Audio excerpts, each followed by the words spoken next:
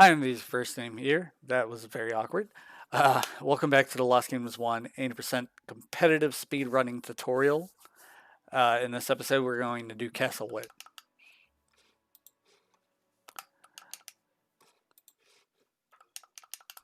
I didn't have the window clicked on.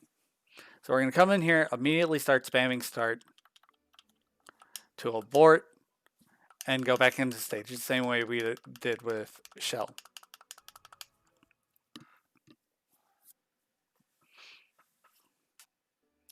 Now, to begin with, I'll go ahead and make a save state. What we used to do was come over here to the left and talk to this guy who would give us a running bird. But since we get running bird and shell for Grail clip now, we don't need to do that.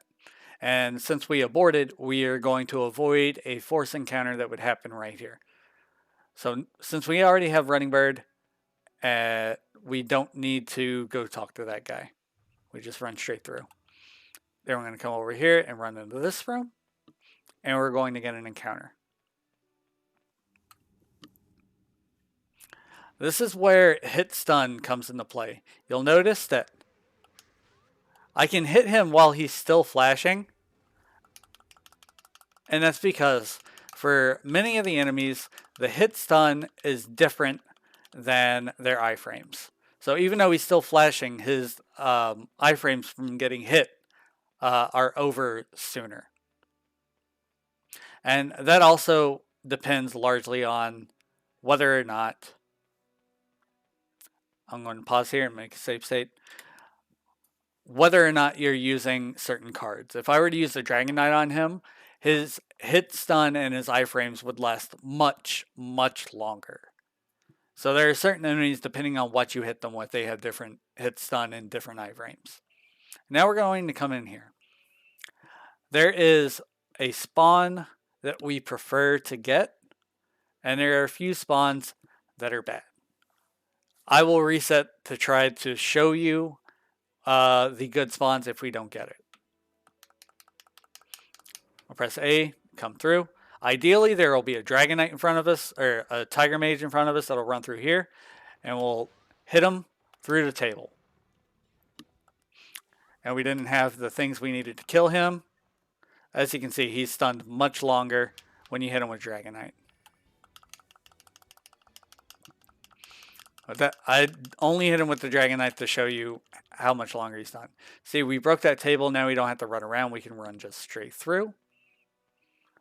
And we're going to run over here to this elevator and hopefully not get an encounter with mole monsters. If we get it now, actually, we would have preferred for... That's really unfortunate. If the elevator had gone up, we'd be able to run from the encounter from the elevator. But since it didn't, we're going to have to lose a lot of time to go back and run from it over there. Now going into this fight, this is very, very important. If you kill these guys too good, you will crash the game. They drop stones, and from the way I understand it, the game thinks that after so many stones that it's a fairy or something like that. So for whatever reason, you have too many stones on the ground and crashes the game. So when we do this fight, we actually want to try to pick up some stones while we're doing it. We're going to shuffle out this running bird, and we're going to try to aggro everything together. Like I said, we can kill everything too good. Currently, we are killing them too good, so we're going to want to pick up some stones. They're lined up really good for us, though. Pick up all the stones we can, come over here to the statue, and click on the statue, and that'll open the doors. Hooray, we didn't crash the game. Come talk to the king. Skip. Pick our card rewards. Press start. And begin the next stage. Thanks for watching. I'll be back soon with Grenfell Church.